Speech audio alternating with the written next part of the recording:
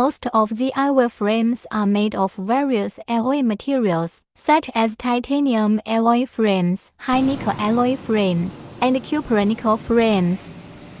The traditional way to make alloy frames is to use molds. Different styles need to make different molds, which requires high cost and low efficiency.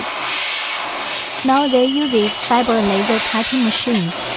It can cut arbitrary design graphics on the plate with high speed and high precision, one-time forming, no need for follow-up processing, 10 times faster than traditional cutting equipment, greatly improving processing efficiency. Visible nesting, tight fitting, material saving. Advanced technology can increase the speed of new product development of glasses manufacturers and can quickly recover equipment investment costs.